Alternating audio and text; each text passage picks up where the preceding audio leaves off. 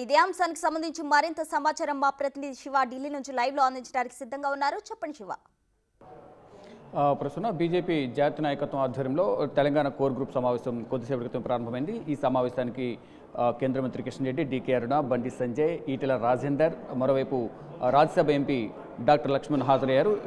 ప్రధానంగా ఇటు కేంద్ర హోంమంత్రి అమిత్ షా, జేపీ నడ్డా, అలాగే బీజేపీ కార్యదర్శి, సంస్థాగత వ్యవహారాల కార్యదర్శి శివకుమార్ ఆధ్వర్యంలో, శివప్రకాష్ ఆధ్వర్యంలో ఈ సమావేశం అయితే కొనసాగుతుంది. ఈ సమావేశంలో ప్రధానంగా రానున్న లోక్సభ ఎన్నికలకు సంబంధించి అభ్యర్థుల ఎంపికపై కంప్లీట్గా కసరత్తు చేస్తారు. మొత్తం ఇప్పటి వరకు ఒక్కో నియోజకవర్గానికి సంబంధించి ముగ్గురు అభ్యర్థుల పేర్లను అయితే ఫైనల్ చేసి ఆ నివేదికను అధిష్టానానికి అందించారు రాష్ట్ర బీజేపీ అధ్యక్షులు కిషన్ రెడ్డి. దానిలో భాగంగానే ముగ్గురు అభ్యర్థులకు సంబంధించి కూడా ఫైనల్గా ఒకరిని ఫైనల్ చేసే అవకాశం కనిపిస్తుంది. 17 నియోజకవర్గాలకు సంబంధించి ఒక్కొక్క నియోజకవర్గం నుంచి ముగ్గురిని ఫైనల్ చేసి పంపించిన నేపథ్యంలో దాంట్లో ఒక అభ్యర్థి అంటే ఈక్వేషన్స్ ఆధారంగా ఆ నియోజకవర్గంలో పార్టీ బలోపేతాన్ని కానీ, పార్టీ బలం ఎవరికి ఎక్కువ ఉంది, కార్యకర్తలు అలాగే పార్టీ వర్గాల సంస్థాగతంగా ఏ విధంగా ఉంది అభ్యర్థికి అనేది అన్ని ఈక్వేషన్ చూసుకున్న తర్వాత అన్ని సామాజిక వర్గాలు ఆధారంగానే ఇక్కడ ప్రధానంగా ఈ సామాజిక వర్గాల ఆధారంగా ఈ సీట్ని అయితే కేటాయించే అవకాశం కనిపిస్తుంది. దానిలో భాగంగానే అభ్యర్థుల ఎంపికపై కంప్లీట్గా ఈరోజు కసరత్తు చేయబోతున్నారు. 28 లేదా 29న పార్లమెంటరీ బోర్డు కమిటీ సమావేశం ఉండబోతుంది. ఈ సమావేశంలో అభ్యర్థులను ఫైనల్ చేసిన తర్వాత ఒకవేళ 28వ తేదీన ఈ పార్లమెంటరీ బోర్డు సమావేశం జరిగితే మాత్రం 29వ తేదీన బీజేపీ తొలి జాబితా, లోక్సభ ఎన్నికల అభ్యర్థుల తొలి జాబితాను 100 మందితో జాబితాను ప్రకటించే ఛాన్స్ ఉన్నట్లు కూడా సమాచారం ఉంటుంది. ఒకవేళ 28న జరిగితే 29న, లేకపోతే 29న జరిగితే 1వ తేదీన మార్చి 1న ఈ 100 మంది అభ్యర్థుల జాబితాను ప్రకటించే అవకాశం కనిపిస్తుంది. దీంట్లో తెలంగాణకు సంబంధించి కూడా 9 మంది అభ్యర్థులను ప్రకటించబోతున్నారు. ఇక మొదటి జాబితాలో కేంద్ర హోంమంత్రి అమిత్ షా, అలాగే ప్రధాని నరేంద్ర మోడీతో పాటు పలువురు ప్రముఖుల పేర్లు మొదటి జాబితాలో ఉండే అవకాశం కనిపిస్తుంది. మరోవైపు సిట్టింగ్ స్థానాలకు సంబంధించి 4-5 సిట్టింగ్ స్థానాలకు సంబంధించి కూడా మొదటి జాబితాలోనే ప్రకటిస్తారంటూ కూడా సమాచారం అయితే ఉంటుంది. అంటే తెలంగాణతో పాటు ఇతర రాష్ట్రాలకు సంబంధించి యూపీ, కేరళ, తమిళనాడు, ఛత్తీస్గఢ్ రాష్ట్రాలకు సంబంధించి కూడా ఈరోజు కోర్ గ్రూప్ నేతలతో సమావేశం కొనసాగుతుంది. అంటే లోక్సభ ఎన్నికల సమయం దగ్గర పడుతున్న నేపథ్యంలో అభ్యర్థులను ఖరారు చేయడం, ఆ అభ్యర్థులను ఫైనల్ చేసి పార్టీ ప్రచార కార్యక్రమాలకు ఎటువంటి వ్యూహాలతో ముందుకు వెళ్ళాలి అనే దానిపై కూడా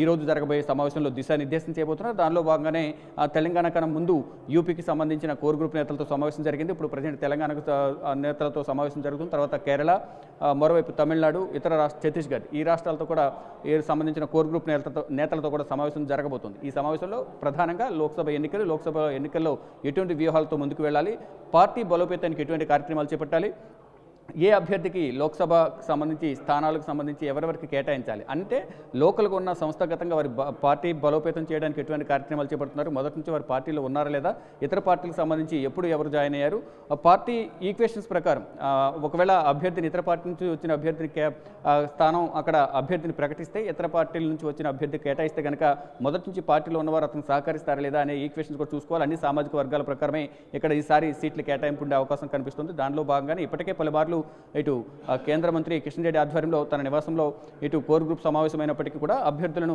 కొంతమందిని, అంటే ఆశావాహుల సంఖ్య ఎక్కువగా ఉన్న నేపథ్యంలో ముగ్గురిని మాత్రం ఫైనల్ చేసి ఆ ముగ్గురిలో ఎవరికి సీట్ అనేది ఇవ్వాలి అనేది గెలిపే లక్ష్యంగా ఈ ముగ్గురు అభ్యర్థుల జాబితాను ఫైనల్ చేస్తున్నారు. దాంట్లో ఫైనల్గా పార్లమెంటరీ బోర్డులో, బీజేపీ పార్లమెంటరీ బోర్డులో మాత్రం ఒకరిని ఫైనల్ చేసి 28 పార్లమెంటరీ బోర్డు కమిటీ సమావేశం జరిగిన తర్వాత 29వ తేదీన మొదటి జాబితాను 100 మంది లోక్సభ అభ్యర్థుల జాబితాను మొదటి రోజు 29వ తేదీన ప్రకటిస్తారంటూ కూడా సమాచారం అయితే ఉంటుంది. ఇంతకుముందు చెప్పినట్లుగానే ప్రధాని నరేంద్ర మోడీ, హోంమంత్రి అమిత్ షా, ఇతర సీనియర్ నేతలు కూడా మొదటి జాబితాలో అవకాశం కల్పిస్తున్నారు. మరోవైపు ఇప్పుడు రాజ్యసభ ఎంపీలకు ఎవరైతే ఉన్నారో వారందరూ కూడా లోక్సభకు సంబంధించి వారందరూ పోటీ చేయబోతున్నారు. దానికి సంబంధించి ఇప్పటికే కేంద్ర హోంమంత్రి అమిత్ షా కానీ ప్రధాని నరేంద్ర మోడీ కూడా వారందరికీ దిశానిర్దేశం చేశారు. మొదటి జాబితాలో అటువంటి వారికి కూడా మొదటి జాబితాలో వారి పేర్లు కూడా ప్రకటించే అవకాశం అయితే ప్రధానంగా కనిపిస్తుంది. ప్రజెంట్ ఇంకా తెలంగాణ కోర్ గ్రూప్ నేతలతో జేపీ నడ్డా, అలాగే శివప్రకాష్ జీ, అలాగే కేంద్ర హోంమంత్రి అమిత్ షా వీరితో సమావేశం కొనసాగుతోంది. Prasuna. Right Shiva, thank you.